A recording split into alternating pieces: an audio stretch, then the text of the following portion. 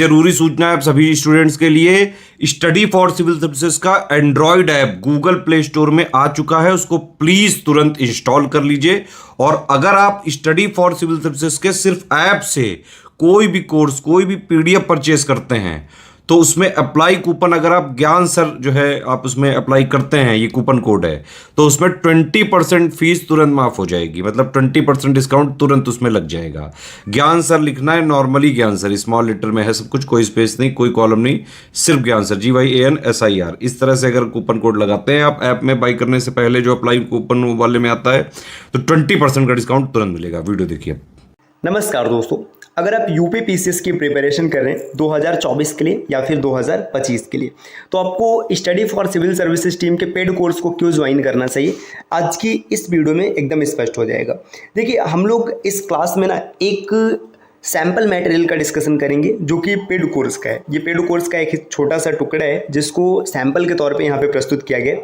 आपको मटेरियल देख के पता चलेगा कि और सोर्स से कितना अलग है और इसमें कितना सटीक जानकारी आपको दिया गया है, जो कि आपको सिलेक्शन के करीब ले जाएगा। तो ज़्यादा बात ना करते हुए चलिए हम लोग सीधा अपने टॉपिक पे चलते हैं। पहले स्टडी मटेरियल को देखते हैं, उसके बाद फिर आगे बात करेंगे। देखिए, ये पर्यावरण और पारिस्थितिकी का एक छोटा सा नोट्स यहाँ पे रखा गया। सबसे पहले ये बताया जा रहा है कि ऊर्जा के अनवीकरणीय स्रोत। देखिए, ऊर्जा के दो प्रकार के स्रोत होते हैं, एक नवीकरणीय और एक अनवीकरणीय। जो अनवीकरणीय स्रोत होता है, ये ऐसे स्रोत हैं कि एक बार प्रयोग करने के बाद ये समाप्त हो जाएंगे और फिर से इनका प्रयोग नहीं किया जा सकता। जबकि नवीकरणीय स्रोत ऐसे होते हैं जिनका बार बार प्रयोग किया जा सकता है। तो यहाँ पर बताया जा रहा है अनवीकरणीय ऊर्जा स्रोत जीवाश्म ईंधन की खोज के बाद ये सबसे महत्वपूर्ण खनिज ऊर्जा स्रोतों में से एक है। मतलब जब से जीवाश्म ईंधन खोजा गया, ये सबसे महत्वपूर्ण ऊर्जा स्रोत बन चुका है। ये ऊर्जा संसाधन सीमित है, अर्थात इसका अर्थ है कि ये अनवीकरणीय संसाधन है। एक बार उपयोग किए जाने के बाद ये समाप्त हो जाएंगे। जीवाश्म ईंधन मुख्य रूप से तीन प्रकार के, कोयला, तेल और प्राकृतिक गैस, है ना। एवं विश्व भर में इस आधार पर ये लगभग 90% ऊर्जा उपभोग को प्रदान करते हैं। देखिए, जीवाश्म ईंधन प्रमुख ऊर्जा स्रोत है। ये तीन प्रकार के होते हैं, कोयला, तेल और प्राकृतिक गैस। अब यहाँ पर जीवाश्म ईंधन के बारे में बताया जा रहा है। जीवाश्म ईंधन पौधों द्वारा सौर ऊर्जा संग्रहित करके पिछले भूवैज्ञानिक समय के दौरान निर्मित हुए हैं। मतलब जो पहले के समय में कोई चीज़ें थी, है ना, ये पृथ्वी के नीचे दब गया, वहीं से जीवाश्म ईंधन का निर्माण हुआ है। कोयला, पेट्रोलियम और प्राकृतिक गैस को जीवाश्म ईंधन कहा जाता है। यह उन प्रागैतिहासिक काल में पाए जाने वाले पौधों, जंतुओं तथा सूक्ष्मजीवी प्राणियों के अवशेष हैं जो लाखों वर्ष पूर्व इस पृथ्वी पर पाए जाते थे। देखिए, यहाँ पर अब कोयला के बारे में चर्चा किया गया। कोयला मुख्य रूप से चार प्रकार के होते हैं। कई बार ना परीक्षाओं में डायरेक्ट क्वेश्चन बनता है कि सबसे महत्वपूर्ण या सबसे लाभदायक, सबसे उत्तम कोयला कौन है। देखिए, कोयला का चार स्रोत होते हैं, चार प्रकार है, एंथ्रासाइट, बिटुमिनस, लिग्नाइट और पिट। अब इसमें बताया जा रहा है कार्बन की मात्रा। कार्बन की मात्रा जितनी अधिक होगी कोयला उतना बेहतर होगा। देखिए, कार्बन 85 से 90% है एंथ्रासाइट में, बिटुमिनस में 60 से 80% है, लिग्नाइट 50 से 60% और पिट 45% से कम। तो सबसे बेहतर कोयला हो जाएगा एंथ्रासाइट और सबसे खराब हो जाएगा पिट।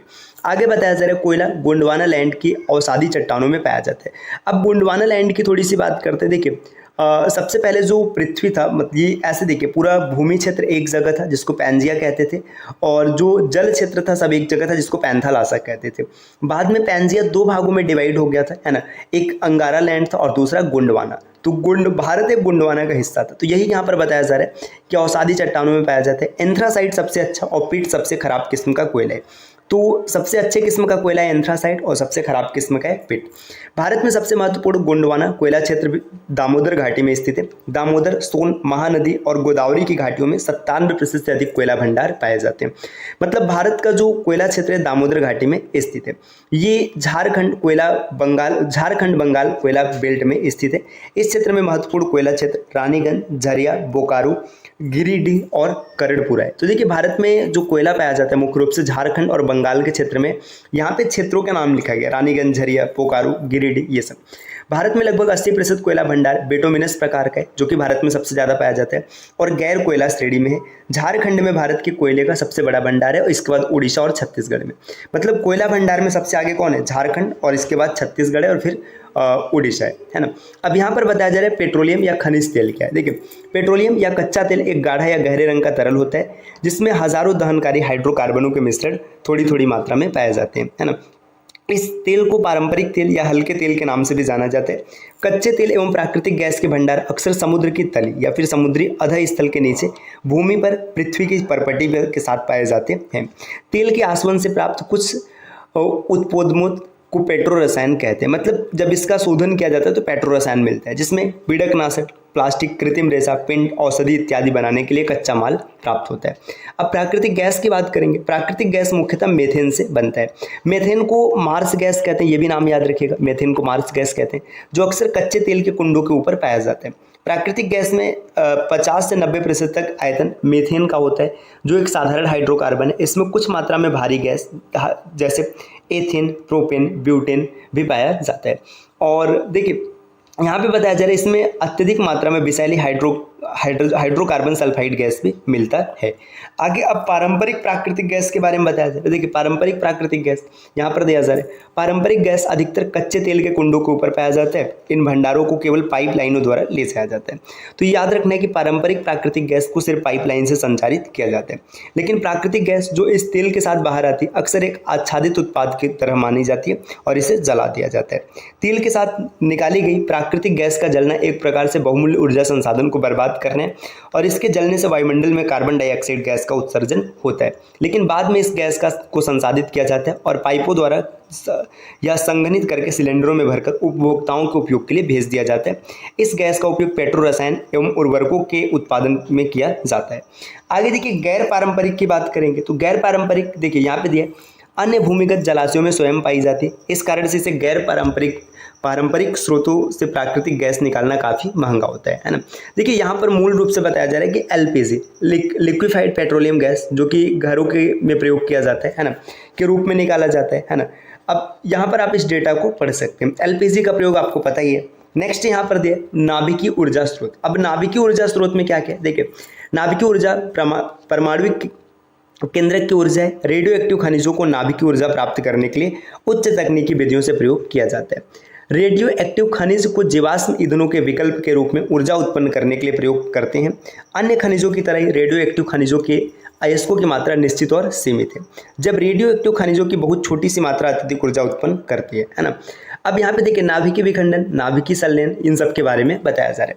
नाभिकीय विखंडन पता है, इसमें जो परमाणु नाभिक है एक बड़ा नाभिक छोटे छोटे नाभिकों में टूट जाता है और ऊर्जा मुक्त करता है, जबकि संलयन इसका विपरीत होता है। इस प्रक्रिया में जो छोटा नाभिक है ये आपस में जुड़ करके बड़े नाभिकों का निर्माण करता है और ऊर्जा उत्पन्न करता है। जैसे सूर्य की ऊर्जा, ये नाभिकीय संलयन के कारण, ये याद रखिएगा। अब यहाँ पर नाभिकीय विखंडन के बारे में कुछ चीज़ें और दिया, आप इसे पढ़ सकते हैं। अब देखिए अनवीकरणीय ऊर्जा स्रोत हम लोगों ने पीछे पढ़ा। अब यहाँ पर दिया है नवीकरणीय ऊर्जा स्रोत। नवीकरणीय का मतलब ये है कि आप इसे एक बार यूज करेंगे समाप्त हो जाएगा, फिर से यूज करेंगे, मतलब ये समाप्त नहीं होगा। जैसे देखिए इसमें परंपरागत ऊर्जा स्रोत है, ये आसानी से उपलब्ध होते हैं और लंबे समय तक प्रयोग में किए जाते हैं। गैर परंपरागत ऊर्जा स्रोत, ये सामान्य रूप से व्यवहार में लाए जाने ऊर्जा स्रोत है। देखिए ऊर्जा स्रोत की बात करेंगे, यहाँ पे गैर पारंपरिक है, ये परंपरागत है ना, और यहाँ पर अनवीकरणीय। अनवीकरणीय आपने पीछे देख लिया। नवीकरणीय मतलब जैसे लकड़ी, गोबर, कृषि, वनस्पति अपशिष्ट है ना, ये सब चीज़। देखिए गैर पारंपरिक में सौर ऊर्जा, जलीय ऊर्जा, पवन ऊर्जा, नाभिकीय ऊर्जा, हाइड्रोजन ऊर्जा, भूतापीय ऊर्जा, जैव ऊर्जा, ज्वारीय ऊर्जा इत्यादि है ना। ये ऑप्शनल क्वेश्चन डायरेक्ट भी ऐसे पूछ लेता है कि निम्नलिखित में से कौन पारंपरिक है, कौन गैर पारंपरिक है, तो ये भी आपको याद होना चाहिए।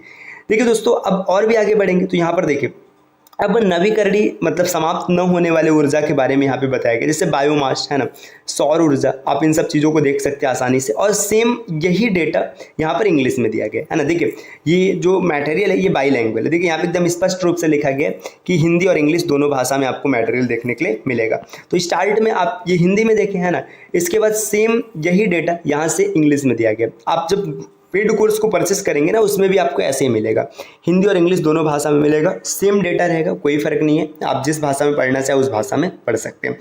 दोस्तों अब इस कोर्स में और क्या क्या मतलब, अच्छा यहाँ पे देखिए कुछ चीज़ और हिंदी में दिया। भारत में संचालित कुछ प्रमुख पर्यावरणीय संरक्षण आंदोलन है ना, जंगल बचाओ आंदोलन, अपिक्को आंदोलन, बलियापाल आंदोलन, नर्मदा बचाओ आंदोलन है ना, टिहरी आंदोलन, मैती आंदोलन है ना, ये सब आप देख सकते हैं आसानी से है ना। एकदम डिटेल में सबके बारे में बताया गया। अब देखिए अगर आप टीम के पेड कोर्स को ज्वाइन करना चाहते हैं पीसीएस के प्रिपरेशन के लिए, चाहे 2024 की प्रिपरेशन आप करना चाहते हैं या 2025 की, दोनों में आप कर सकते हैं, कोई दिक्कत नहीं है ना। इसमें देखिए आपको क्या मिलेगा है ना, ये लेटेस्ट ऑफिशियल सिलेबस मिलेगा, एक एक पॉइंट को बिल्कुल मतलब इस लेटेस्ट ट्रेंड पैटर्न को फॉलो करते हुए विस्तार से पढ़ाया गया है ना, बताया गया, जो भी आपको मिलेगा एकदम टू द पॉइंट होगा है ना। इसके लिए आपको देखिए टेस्ट सीरीज मिलेगा, सब कुछ आप यहाँ पे देख सकते हैं ना। और अब एक चीज़ और ध्यान दीजिएगा भाई, आपको फेक मटेरियल से सतर्क रहना है, सबसे ज़्यादा इंपॉर्टेंट ये। आज क्या मार्केट में चल रहा है कि स्टडी फॉर सिविल सर्विसेज के नाम से आपको फेक मटेरियल मिल रहे हैं जो कि स्टडी फॉर सिविल सर्विसेज का नहीं होता है।